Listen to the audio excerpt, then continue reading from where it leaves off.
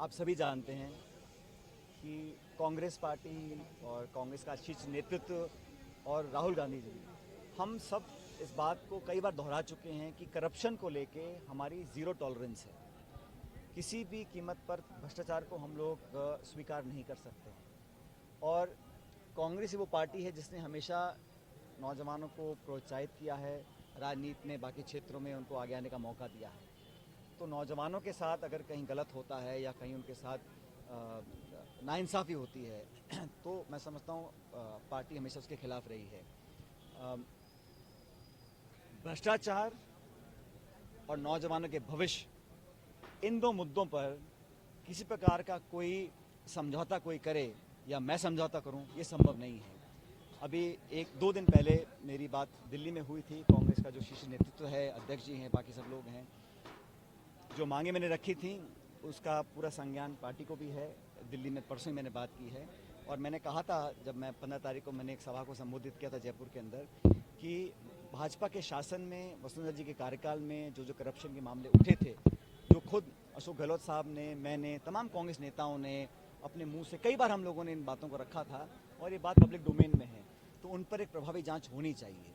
और जहाँ तक राजस्थान पब्लिक सर्विस कमीशन है, वहाँ पर काफ़ी पद खाली पड़े हैं और कुछ नियुक्तियाँ ऐसी हैं जो मैं समझता हूँ बेहतर हो सकती हैं। इसलिए उसका मूल चूक उसमें परिवर्तन लाना, उसकी फंक्शनिंग में, उनकी नियुक्तियों में मापदंड तय हो, और जो हमारे लाखों लाख बच्चे जो बड़ी मुश्किल से शहरों में जाकर मकान और कमरे किराए पे लेते हैं, कोचिंग और ट्यूशन में पैसा खर्च करते हैं, साल दो साल मेहनत करते हैं, उसके बाद अगर उनके साथ धोखा हो जाता है तो उन लोगों के पास कुछ लोग ओवरेज हो जाते हैं, कुछ के घर परिवार वालों को आर्थिक बहुत दिक्कतें आती हैं, तो उन लोगों की आर्थिक मदद हम लोग करें। मैं समझता हूँ ये मैंने मुद्दा उठाया था और मैं समझता हूँ इस मुद्दे पर कार्रवाई सरकार करेगी। जैसा मैंने कहा, परसों मैंने इन बातों को दिल्ली में सब इन बातों को जानते हैं और मैं दोबारा कहना चाहता हूं कि जो मैंने इश्यूज़ उठाए थे, खासकर करप्शन के इश्यूज़, जो व्यापक भ्रष्टाचार, यहाँ लूट मची थी भाजपा के शासन में, उसके खिलाफ कार्रवाई करनी पड़ेगी। और जो नौजवानों को इंसाफ दिलाने की बात थी, उस पर मैं समझता हूँ किसी प्रकार का समझौता करना संभव नहीं है। और मैं उम्मीद करता हूँ, क्योंकि आज मेरे ख्याल महीने का आखिरी दिन है और मैंने 15 मई को इस बात को कहा था कि सरकार इस पर जल्द कार्रवाई करे, और ये बात सब जानते हैं। तो मैं इंतज़ार कर रहा हूँ कि परसों हमने दिल्ली में बात की थी और कार्रवाई करने का जो दायित्व है वो कह चुके राज्य सरकार को करना है। तो अब देखिए कल क्या होता है, हो रहा है, कल नया महीना शुरू होगा।